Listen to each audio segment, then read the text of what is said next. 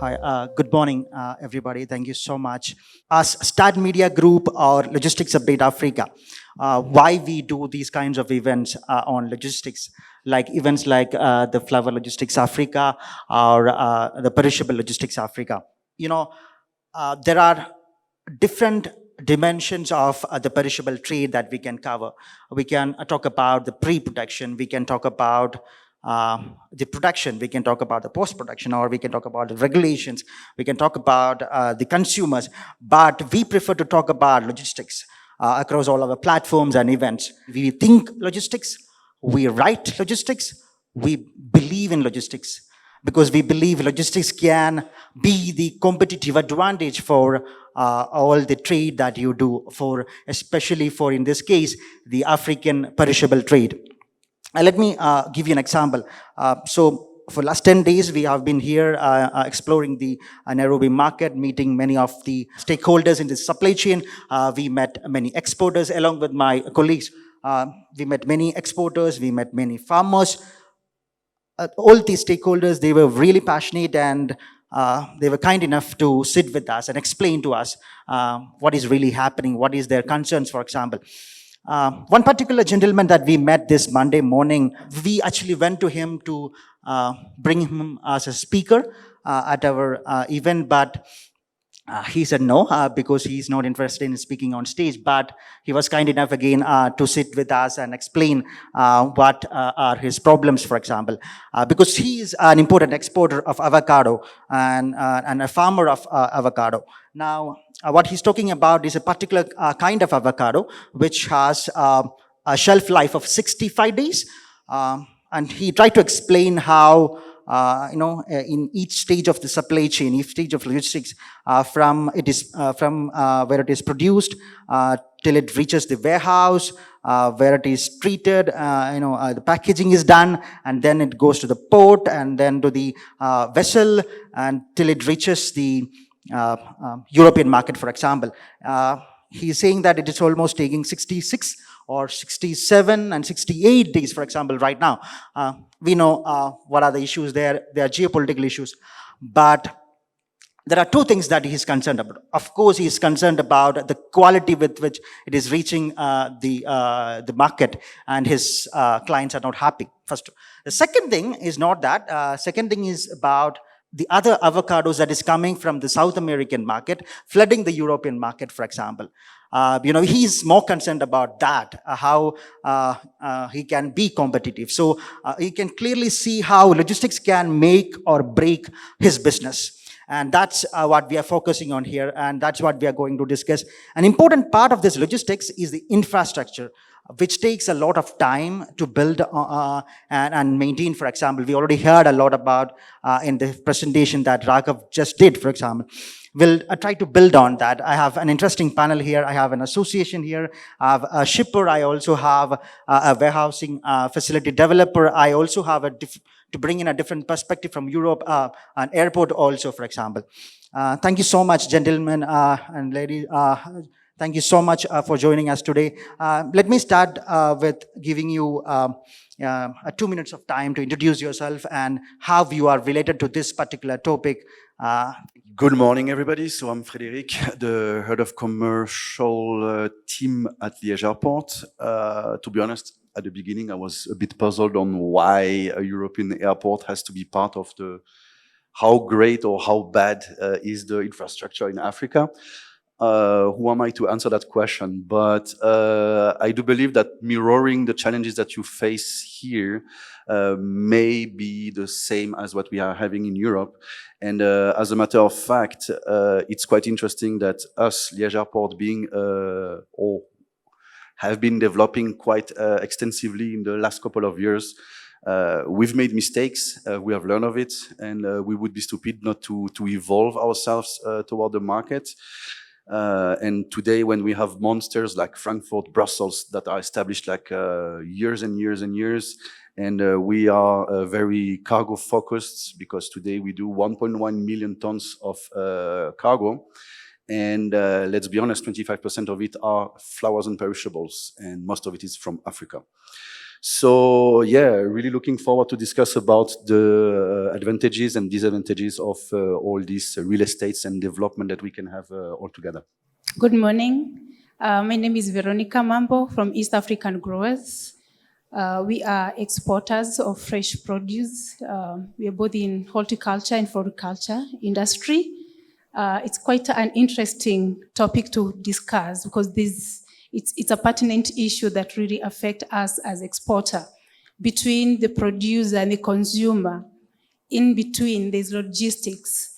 And it's quite paramount for us to be able to tackle things that will be affecting the quality of our product in the market by how can we improve in terms of logistics, infrastructure, the cold storage, all that. So looking forward to see how this goes. Thank you. Rakhav. Good morning again. I guess everyone heard what I do, so I won't belabor that. But I think I've been very encouraged by taking part in this event, just in identifying the scope of growth that there is. As I mentioned in my presentation, I've joined ALP just very recently. And part of that is essentially because we feel, and the investors of the company feel, that there is significant growth potential for what we do to tie in with the growth prospects of the perishables and horticulture sector. I think that there is a significant gap, as I think you might have seen in one of the slides, between where we are now and where we can grow to. And that's definitely something that we feel we can bring to the table for the industry. Thank you. Patrice. Hi, good morning. My name is Patrice Ngenga. I work with the Fresh Produce Exporters Association of Kenya. It's quite a mouthful, so we call it FPEAK. We are the premier trade association in the horticulture sector, where we represent the interests of growers and exporters of fresh fruits, vegetables, and cut flowers. Being the voice of the exporters, we do a number of things, one of them being advocacy. We do market information to our members and the industry, we do capacity building, and we support stakeholders in the sector to comply to the various standards. So I'm actually happy to be part of these discussions because, as Veronica has said, logistics is quite crucial in this business. And since we are dealing with perishable goods, we want them to get to the market in the best quality possible and in the shortest time possible. So thank you so much. Thank you, Patrice. Let me begin with you, Oli. As an association, you deal with many of your members. You deal with, collect all the information, knowledge about what is happening in the industry. Tell me about how well positioned is the African or the Kenyan infrastructure in terms of supporting the perishable business to be competitive in the global market. Thank you. Our position currently, regionally, I would say we are doing quite well, but when you look inside, we might be better than our neighbors, but we still have a long way to go because we have two main exit points in this country, one being JKIA, which is a few minutes from here, and the other one being the port of Mombasa. Those are the two exit points that have capacity to handle fresh produce. So if you're growing fresh produce in the Rift region or the Western region, you have to either come to Nairobi, depending on what you're dealing with. If you're dealing with fruits which are bulky, which go by sea, you have to drive all the way to Mombasa. That's a long time that you spend on the road. So I would say that yes, we have a number of facilities which help on that, but not up to par, especially when you consider that we want to involve farmers in other parts of the country in the horticulture business. So facilities like the Eldoret International Airport, Kisumu International Airport don't have the necessary facilities. Even Mombasa, I feel like it's going to be overwhelmed in the next few years because by 2030, we want to have 50% of the fresh produce grown in Kenya exported by sea. So you can imagine if all the flowers, or rather half of the flowers and half of the vegetables, go down to Mombasa, it's going to be a challenge. The other challenge is on the road, on the way bridges especially. If you have a truck full of fresh produce and you get to a way bridge, for example, in Mlolongo, you will have to queue behind a truck carrying non-perishable goods. So we are trying to ask government to make a consideration to at least establish something that we call a green channel, whereby products which have, if a truck is carrying perishable products, they can get a priority at the way bridge, and that shortens the period of time that we are going to get to the port or the airport. And of course, looking to encourage investors to set up cold handling facilities both at the airport and at the port or nearer the port, so that we have a place whereby you can hold the produce before they are placed onto the ship and other instances like that. So on one side, we are doing good, but on the other side, looking at the long term, we are not doing so good. Thank you. Okay, thank you. So some very important concerns that you have raised. One is the exit points. So we are expecting more airports to come into and develop that capacity to handle the fresh produce and make the supply chain more efficient in terms of faster movements. Let me go to Veronica. Before that, I know there are many other service providers, logistics service providers out there in the audience. Make sure that you have your questions also ready. Maybe you can also respond to some of these concerns getting raised, for example. Now, let me go to Veronica. Are you also aligned with the same concerns that he raised, or is there anything that you want to add to that as a shipper? Yeah, indeed, I relate to what he's saying. As an exporter, we are well diversified in our production sites, and looking at a production site, for example, especially in the North Rift, there's quite a lot of produce that is coming from that region, and all that has to be transported to Nairobi for air freighting. Yet we do have 2 international airports that can possibly handle such produce if only it's processed close to the source, direct to the airport and to the market. So that really affects us. Having Eldoret International Airport not able to handle fresh produce, Kisumu International Airport also not able to handle fresh produce, that increases the waste. When you come to the avocado part of it, yes, it will take roughly about 12 hours from Nairobi to Mombasa to just having your containers checked in. So all that and a lot of hurdles on the way. At some point, we would relate when the SGR was constructed, that would probably shorten the time that our shipment, our consignment take to get it to the port. But that is still not forthcoming. So yes, indeed, we are a member of FPEAK, and yes, true what he says, I can relate with it. Thank you. Yeah, some important concerns from the shipper side. I could see, Frederick, you already heard some of the concerns they raised. I would like to bring in your experience in dealing with, all this infrastructure kind of thing. So, can you give me an idea about, the kind of challenges that you faced in your career, for example, or you have seen infrastructure getting developed and some of the solutions for that? So for us at Liege Airport, mostly we are going to develop now with our master plan for the next 20 years, and we are going to double the capacity of the airport.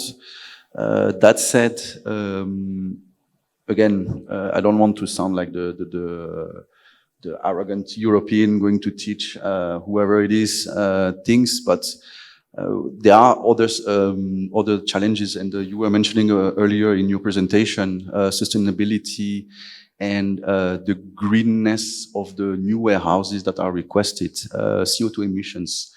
Those topics are big in Europe, and you see that the end consumer and the buyers are really keen on looking at those. Talking about, yesterday I was talking with one of the partners about the Dutch and how they use bike to go everywhere. It's a matter of fact. Today you have to put solar panels on every warehouses. You have to make the walls with grass. You have to do this, you have to do that. So obviously you increase the cost by 20, 30%. I mean, it's a reality. At the end of the day, Liege is a bit like Nairobi in the way that we are developing ourselves. And we have this chance that today we can look at all the partners around Europe and doing what they've done right and what they've done wrong. And this is a bit of our chance because we are the last one in the chain to come. We are not going to reinvent hot water, so to say, in certain terms. And earlier I was discussing with Swissport, and finally they are going to close this flower corridor that was opened here in Kenya, but was never ended in Europe. Now it is. So I'm very glad to see that jointly we can put all efforts, and you can see that here the driver was Africa. It was Kenya, as a matter of fact. So I'm really happy to see that there is more coordination, more collaboration, because again, in the industry, what is key is collaboration. And our ground handlers are doing a fantastic job. Today, what they do is fast speed, because you want to be fast on the market. It's the sad part of it is that perishables and flowers are a bit treated like e-commerce cargo. So fast in, fast out. With no special treatment. When I see, for example, Frankfurt or Brussels, they have fantastic cooling facilities, which we don't have. I mean, not at that level, I would say. And again, having that blank page, we can rewrite the story. And this is where we are developing. This is where we are becoming a key player on the market. So, yeah. Let me go to Rakav. Rakav, you heard about, the shippers raising the concerns about the exit points, but let me come to your domain, which is warehousing, for example. Can you give me an idea about what are the concerns that you hear from your clients and how you try to solve them in terms of infrastructure, supporting the fresh produce movements? Yeah, I mean, I think in terms of what we hear is, let's say, a need to upgrade the facility options that are there from, what has been historically been there.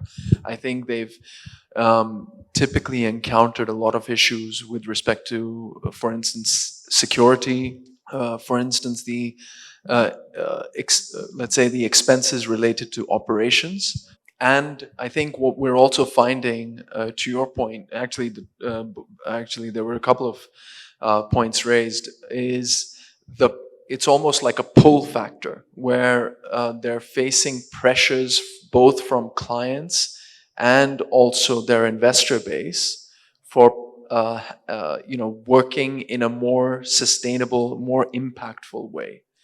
And I think where the struggle has been is that typically the older facilities don't enable them to achieve any of those parameters, right? The older facilities tend to enable, let's call it that, enable pilferage to take place.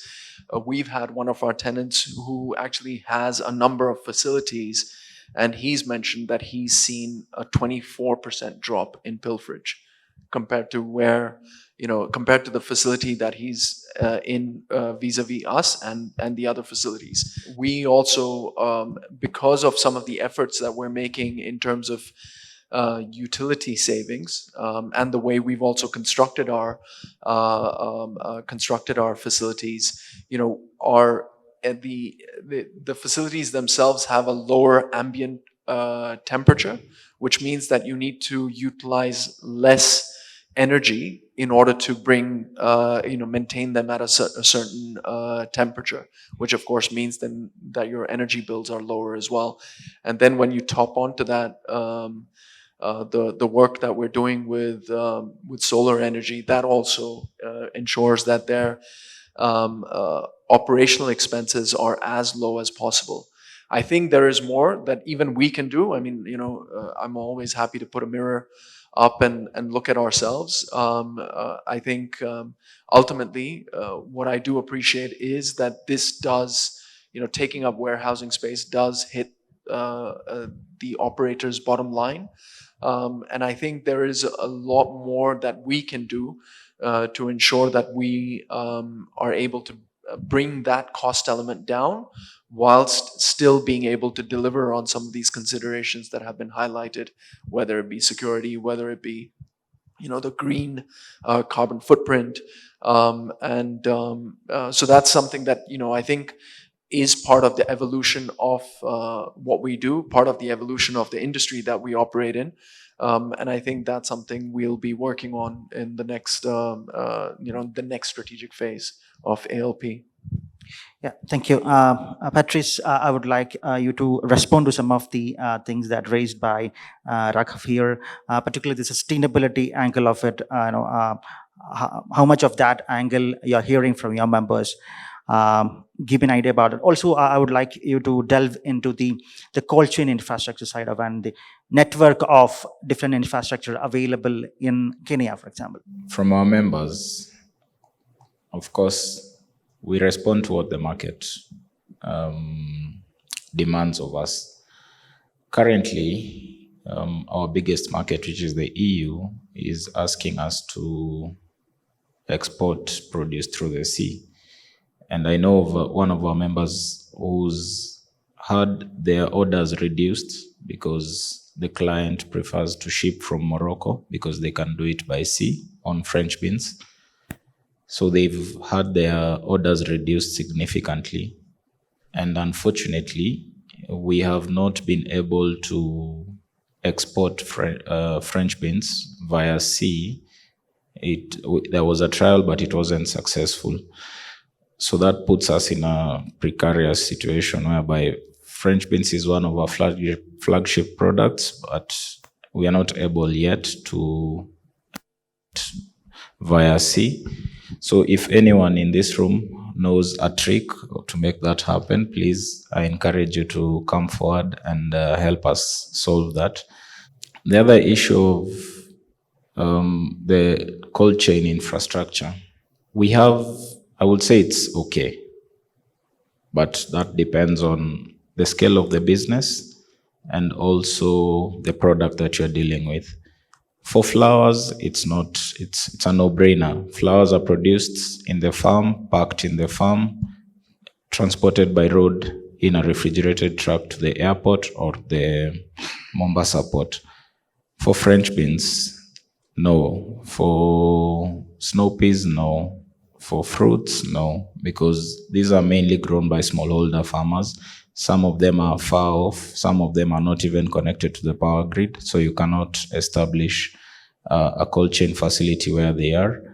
And some of the SMEs are not yet able to afford refrigerated trucks as part of their fleet, so they have to transport the beans, peas, and fruits by road in a normal truck all the way to Nairobi, and then they are packed and then cooled and then put in a reefer, whether to the port or the airport. So depending on the value chain that you're in, you might say we are good, but in real sense, no. Because again, as I had mentioned earlier, we have Eldoret International Airport. It can only handle electronics. It cannot handle fresh produce. Kisumu, it's the same case. The other problem is the SGR can handle cargo, but the SGR wagons are not powered. So if you place anything perishable there, you have no control of what happens, not unless you come with your own generator. But the Kenya Railways has committed to power the wagons, so we hope that happens soon because it will really help, because we have a lot of production in the Rift, so the ICD in Naivasha will really help also to ease some of these pressures that we feel. And that's another place that there is no cold chain. It's maybe, I've never been there, but I know that there is no cold chain in that ICD. So those are the challenges that we deal with. you on paper you might think everything is okay, but the people in business, like East African growers and the other exporters in the room, would really tell a different story. Thank you, Patrice. You're raising some of the specific concerns in that value chain. Thanks for that. I hope some of our service providers, colleagues there on that side can provide some solutions and innovations for that matter to moving in fresh beans. Or we also see, there are improvements or developments happening in Eldoret, airport. We recently saw the flight service of Astral Aviation starting from there, for example. Moving on, Veronica, can we build on the concerns, some of the concerns that Patrice also mentioned?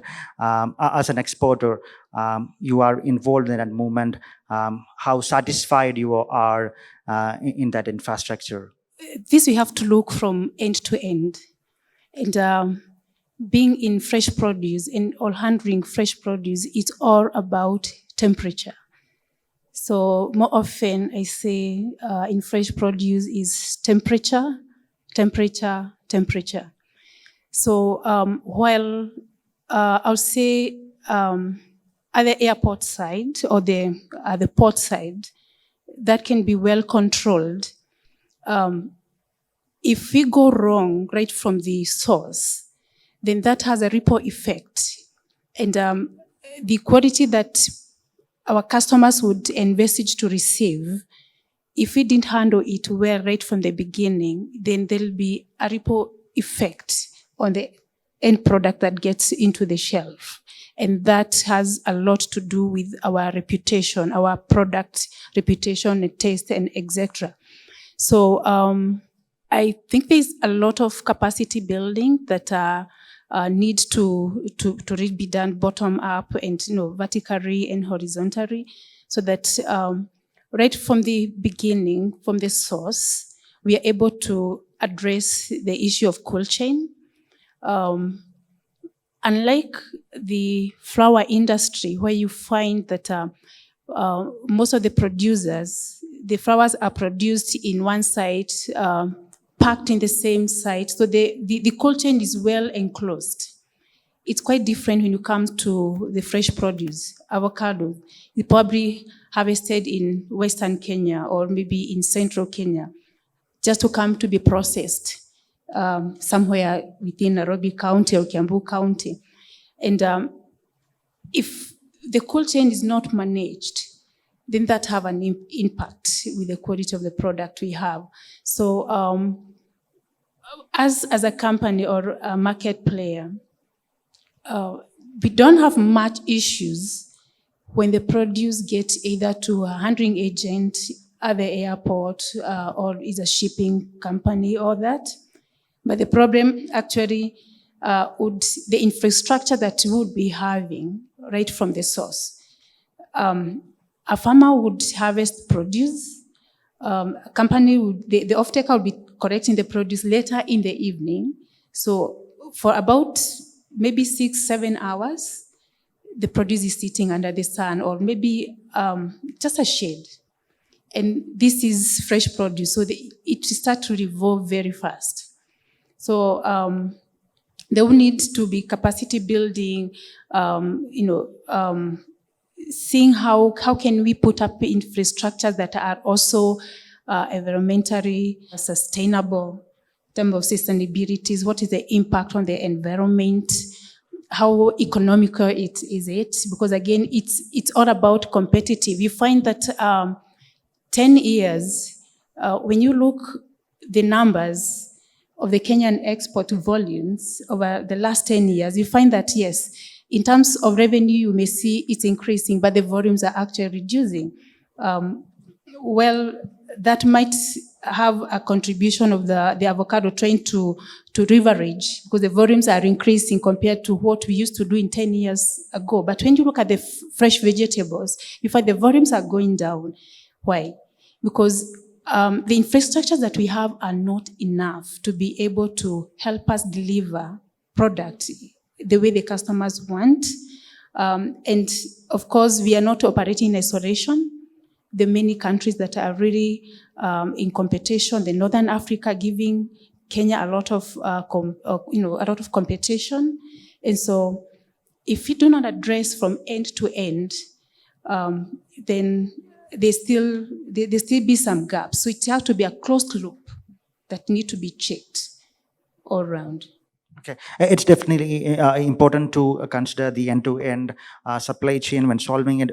Let me come to Frederick. What is happening at Liege Airport? Give us an idea about it. Once the fresh produce from Africa, Kenya or any part of Kenya comes to Liege Airport, what happens to that? How quickly it moves? Gives an idea about it. You want the truth or what I have to sell? No, joke on the side. It's all about speed and ground handlers. So we have 4 handlers in Liege, and the aim and the fastest you can get your cargo out. So usually the SLA between the airline and the ground handler is a full turnaround in out of 3 hours. So last ULD loaded from the aircraft ETA plus 2 hours. So for full 7.4, this is today what Challenge Swissport are realizing on site. Again, in Europe, you have these refrigerated trucks that also enable to deliver. But again, today you have this really weird supply chain. Like for instance, 90% of the flowers landing in Liege have to go to Amsterdam for a further treatment or being sold to the auction. For the fruits and vegetables, it goes to Paris. And it's quite strange because then you add like those 400-500 kilometers. We are talking about sustainability in terms of real estate, but actually the entire supply chain is not optimized when you look at it. So yeah, maybe there is a change of mindset also in Europe to have to optimize these last mile deliveries. Because today we see that it's a nightmare. I mean, when you see those flowers going back to Amsterdam and then being redistributed to the entire Europe, same for the fresh products going to Paris and then redistributed. It's ridiculous. I mean, I'm sorry to say, but it's 900 kilometers that you do on diesel. And we are here to look at warehouses on solar panels. Sorry for the joke, but... Thanks for that, raising some of that issues. Let me go to Rakhav. Let me change this a bit because we are talking more about the challenges side of it. Can you give me some examples in terms of your clients getting benefited because of the infrastructure that you are building, for example, particularly from the fresh produce side of it? How having that long-term vision of building that infrastructure and putting in money for that helps really. I think I know I can speak to some of the detail behind what I showed in the presentation. But for instance, one of our tenants that operates in the agri space, agri distribution, they're one of the actually I would say arguably one of the biggest providers, suppliers to Carrefour. They have said that when they've kind of analyzed the data, unloading of produce that comes from farms in older facilities can take them as long as 5 to 6 hours. In our facility, it takes them about 2.5. So that's a reduction of more than 50%. Another tenant that we have also in the perishable space, they're in ALP North, which they're occupying about 12,000 square meters, so a significant amount of space. They have said that since moving to our facility, their damage to their goods has dropped almost down to zero. Because we put in security measures, every truck that exits our park is checked by security. And you have to have the correct documentation in place in order to be able to exit the park as well and validate what are the goods that you're carrying. And we have security cameras in common areas and so forth.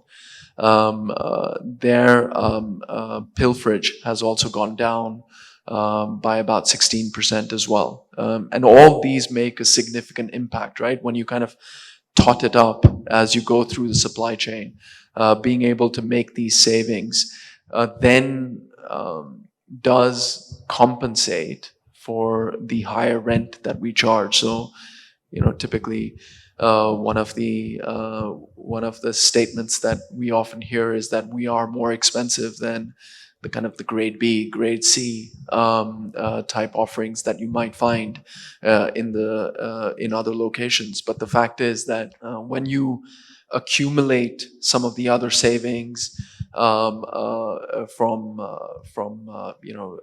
utility savings that we spoke about earlier, lower pilferage, less damage, quicker turnaround times, I think we start becoming much more favorable in terms of comparison. The other area that I know that depending on the sector that you operate in, the types of operations you have, one of our key value drivers is the ability to go vertical, which was also something that I showed in the presentation. Sometimes the operators don't have the infrastructure to be able to utilize the height as much as is designed for. But actually what we've been able to show with a couple of our tenants is that because of their utilization of their height, they've actually been able to reduce their per pallet cost by about 5 to 10% compared to what has been achieved in locations where they aren't able to go as high. So it really also, I mean, it's an element of, let's say how much juice the operators themselves are able to extract from the space that we offer. That's what makes it viable for them to operate out of a grade A space.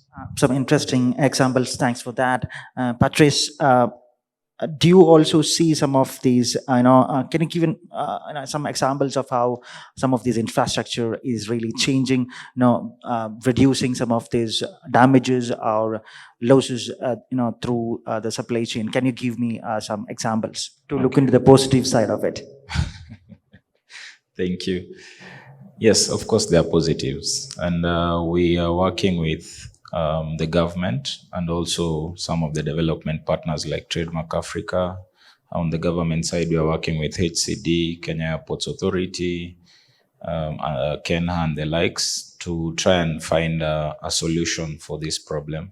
So yes, there is a lot of work being done behind the scenes, and we really appreciate the support that we are accorded as a sector.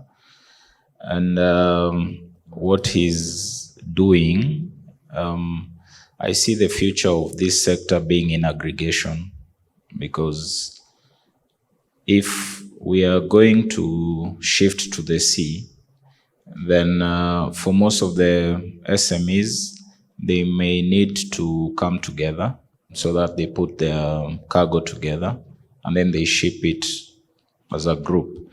Because asking a company which does 2 tons a week, maybe 3, to ship by sea, it's a bit tasking. But if they come together, then they can fill in a container, and that can be done in a common processing or pack house place.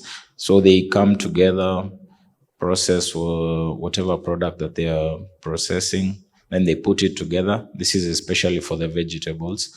And then the container goes with all their cargo in it.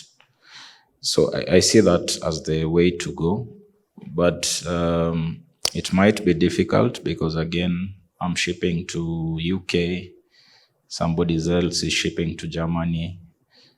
So there might be some other challenges which might come up, but I don't know.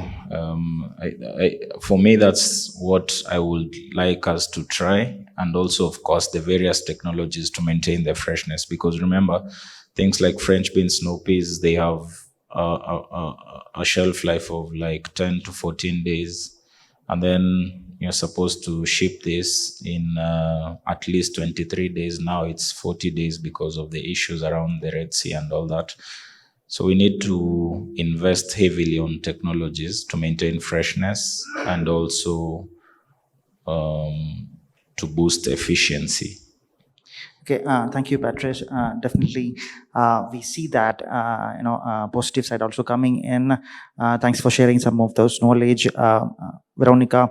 Can you also give us some idea about from your company point of view how you have reduced some of those wastes, some positive things that you have seen in your company? We've embraced technology and innovation, being able to predict risks and able to manage before. So that has really helped us. Innovation in terms of coming up with packaging materials or packaging materials for the products so that we're able to maintain the shelf life, and as well to hold the product to ensure that the final product reaches the destination as is supposed in terms of taste. It's able to guarantee the customer to have at least 14 days shelf life. So it's more of innovation and technology. In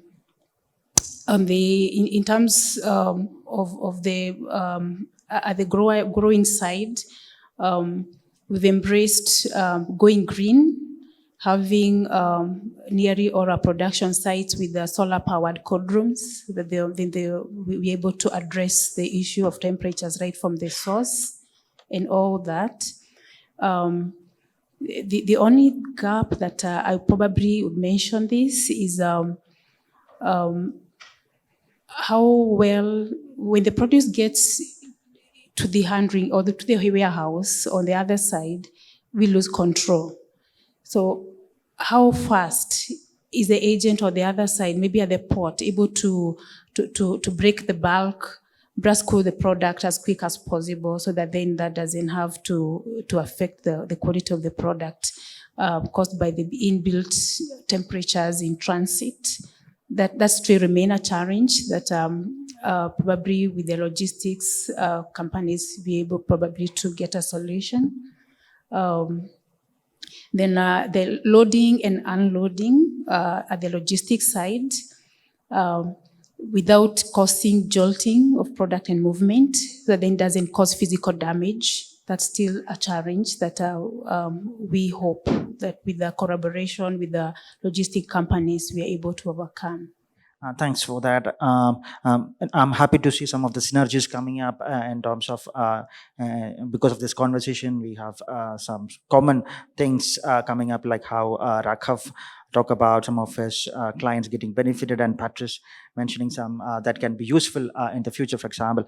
I'm happy to see that. I hope some of these conversations will turn out to be concrete solutions for some of the problems that we have in the infrastructure side. So let me get into the last part of my this panel. Let me look into the future a bit. We'll talk about last one round about the future, what you are seeing as a future. For example, Frederick, what are your talks with your partners in Africa, and what is the kind of growth that you're expecting from the fresh produce coming to Liege, or how you're preparing for it? Give us an idea about that. Obviously, we want more volumes. I mean, it's as a receiving airports. At the end of the day, if any sharing, any collaboration we can have all together, because I'm convinced that it's by doing it together, this kind of conferences where we can share the ideas, and also having the authorities like to improve the document exchange, to improve the cool chain, to improve the vision.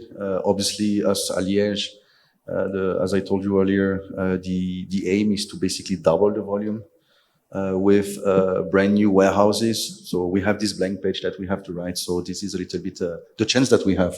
Thank you. Rakhav, give me an idea about what is the future that you're looking into, catering to, particularly to the needs of the fresh produce exporters, or fresh produce exporters, particularly what we are hearing from, for example, Patrice. I actually like Patrice's idea, and I agree with it. I think that there needs to be an element of aggregation that needs to happen within the industry. I think the way the industry, from what I've read, is set up is that you have these farms which are typically SMEs, and for them to be able to export individually is just not going to make economic sense. And I think there needs to be a framework that needs to be instituted from, in conjunction between the government and industry bodies to provide that ability where SMEs are feeling comfortable to be able to aggregate, consolidate their produce, and then be able to export it as one, to geographies such as Europe and elsewhere, where that enables them to also generate wealth for themselves. I don't think the way it is currently set up is going to happen. I think there is also an important area where let's say the physical infrastructure can play in, achieving that, whether it's kind of forming some sort of a cooperative type framework to provide, a facility where the aggregation can take place is very important. But that requires a number of stakeholders to collaborate. And unfortunately, I don't see that happening as much currently. And I do think that there needs to be an impetus driven from a government body to deliver that. Because otherwise it's, whether it's through incentives or whatnot, it's not going to happen on its own. There's only so much that I think private enterprises can bring about. Thank you. Veronica, can you give some final comments in terms of what should be the priorities for the logistics service providers in terms of building that infrastructure from your point of view? I seem to be quite more inclined on the cold chain management. We need to have infrastructures that will properly, address the issues of cold chain. Just understanding that our industry is quite diverse. The horticulture industry is quite diverse. The basket is quite big. There's need to understand which product can be compatible. There are climatical products, there are non-climatical products. Can this product be stored together? So that even when we are putting up infrastructures, we are putting that into consideration. Then we need to put infrastructures with sustainability in mind. What environmental impact will this have? Are we going green, or are we? What measures are we taking to ensure that we are also reducing the carbon footprint for the economical sustainability? Thank you. Patrice, your final comments are in terms of what should be our priorities or the priorities of the logistics service providers in terms of building the infrastructure. Technology. I see technology playing a big role. Technology in terms of digital tools to help track and monitor. We're also looking at technology in packaging, because vegetables, for example, we are used to having vegetables in the market within 48 hours. Now we are shifting to 23 days at least. So we have packaging materials which will sustain the journey of more than 20 days. So that comes in.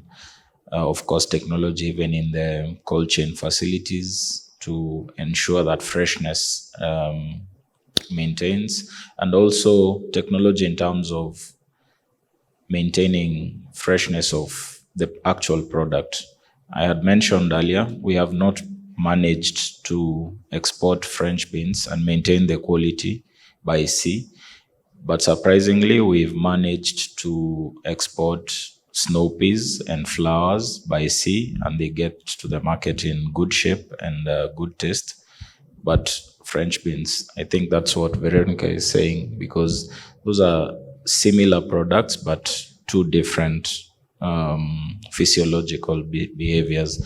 So we need to find, a lot of research needs to be put in to find if there are areas of compatibility or innovation whereby we could maintain that. And lastly is we need to work together as a sector. If you have a solution, please come out, bring it out to us so that it can be used by everybody in the value chain. Because if you keep a solution to yourself, then you don't help the next person, and you may not be able to take over their market. So we end up killing a sector that benefits all of us. I believe the cake is big enough for all of us to get a piece. So if you have any technology, or any information, any innovation that you have that can help us achieve the goal of maintaining freshness and reducing time, please come forward, share it with us. We are willing to work with different players. We have over 500 exporting companies in this country. So please, let's work together. Even for the solution providers, that's a potential market that you can reach out to. So thank you so much. Thank you, Patrice, for that comments. We spoke about many things: sustainability, technology, solving it. At the end, we come back to the importance of working together. Let me open this forum to any questions that you have from the audience. Thank you. Good morning. My name is Rajiv Arora. I'm one of the startups in avocado export, but I've been in business for 42 years now. I was in different value chain. I find this forum very interesting in terms of logistics, but I had a thought which I'd like to share with everyone, is that we have talked a lot, which is mostly in silos of talking of logistics, talking of cold chains, talking of managing the packaging. Somehow, I think the holistic approach of having a food park with all those facilities, with having technology in it, service providers in it, value addition services available, packers for fresh fruit and also value-added fruits or value addition in aggregation. If that can be put together in a paper, I think FPEAK is one of the oldest organizations in Kenya, which I know well. And they should take that paper to the Presidential Delivery Unit. They have the space, which is in Suswa. They have the facility. The actual facility which was built was partly because of the chief power in Suswa, which was where the train ends today. And they have a park available. What is important is to put that paper together, and it should be put together holistically, having all those issues, which very quickly I'll mention, to manage location. Raghav mentioned 3 times. Costs. NTBs, I think, Patrice, you mentioned about NTBs. Handling fresh fruit. Carbon footprint was a big discussion. Why not have a park which can manage environmentally friendly solar panels on the warehouses? And that should be the end game. For reasons, today in the world, we do not have all sectors in one, like what we have in Tbilisi, what is coming up, what we have in Tartu City. We have the tea, we have the coffee, and then we have the fresh produce.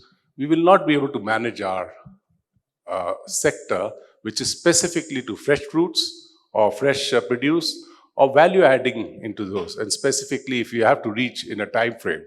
So you have to bring everything together and then manage it in one place, like most of the countries do it. I've been to Dubai. I was very impressed.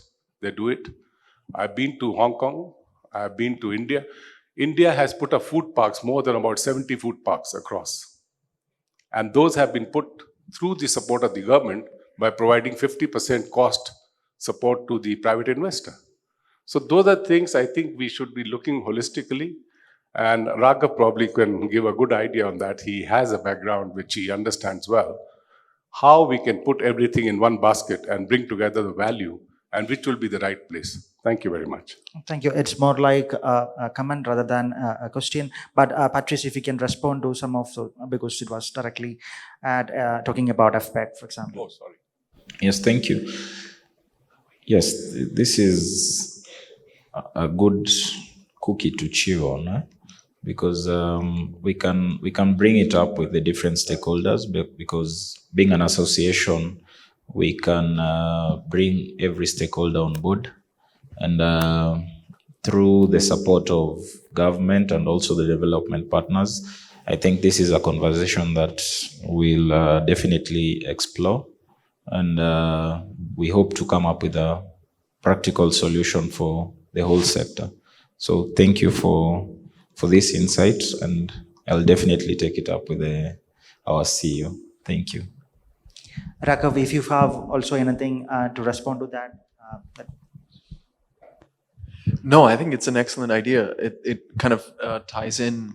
I think Mr. Rajiv actually put it much more eloquently than I did when I was talking about that cooperative earlier. It's very much in line with that of providing kind of a, like a clustering effect where you have different stakeholders from the same ecosystem kind of working together. So you're almost creating like a mini economy within itself. I do think, kind of I guess the main challenge will be what I also touched upon is how can this be facilitated from a state perspective? He was very correct to mention that, when you see it in other countries, it has been facilitated by governments. What is that framework? I think that's something that's important to figure out. But, I have a couple of ideas. I'll probably touch base with you subsequently to discuss that. Definitely, we can build on those solutions and ideas. One more question we have coming. Yes, good morning. My name is Sjoerd Visser. I used to work for TradeMark in Djibouti. And we've been pushing the Addis Ababa-Djibouti cool corridor quite substantially as TradeMark, but also with partners like Flying Swans. And the idea is really the use of the railway, right? So we just finished the funding of the Addis Cool Port Consolidation Center, where they do grading, packing, and then ship everything on the Djibouti railway, going straight into the Djibouti container terminal, where the reefers are offloaded and loaded onto the ships. Now, what I hear sparsely is how do we connect all the infrastructure to the SGR railway, which soon, if I follow the newspapers, will be extended into Uganda and eventually Rwanda. So any warehousing, cool infrastructure need to be positioned next to the railway so we can bring it straight into Mombasa for onward shipping. So it's the geolocation, basically, of the warehousing and all the infrastructure to be built that needs to be taken into account by putting the railway in the back of our minds, which we don't do enough, I think, in Kenya yet. I think it is not a question to anybody as such. It's just a comment. If anybody want to respond to that, definitely do that. Otherwise, we are winding up this session. We have one more question coming up. One hand there. Please get that. Morning, everyone. Thank you. My name is Byron from AFS. My question goes to Veronica and Patrice. Now that you've mentioned EDL, Kisumu and SGR are unable to handle PER products, which creates an infrastructure gap. And this disparity affects our holistic growth of a connected logistics network. Are there any measures in place for these regions to see a rapid infrastructure development? Yes, we are in discussions with government and all other stakeholders involved. Actually, last year, I think was in late July, I think end of July, there was a forum in Eldoret to see how possible it is to unlock the potential of an Eldoret International Airport to handle fresh produce. And it's not something that can be done overnight because you need goodwill from government, you need investments from private sector. So discussions are still going on. Again, as an industry representative, we are going to push that, and we actually have a program which is being supported by TradeMark Africa. It's called the Business Environment and Export Enhancement Program, BEEP, which looks to unlock these bottlenecks that we are facing in the sector to enhance exports. And then coupling with the aspect of moving towards sea freight. So those are the things that we are trying to address. You may not be privy to the conversations, but they are still going on, and we have the stakeholders in the room. So if we reach out to anybody in the sector for information, for support, please, we would like to get that support so that we get there, we bridge that gap that you've correctly identified. So thank you. Thank you, Patrice. I'm very happy that in the session we saw some synergies, we saw some ideas coming out. I hope some of these ideas and solutions will become concrete solutions, in the future for some of the challenges that we have in the industry. Thank you so much for joining us today. We'll hope this will turn out to be a starting point towards some of these solutions. Thank you so much.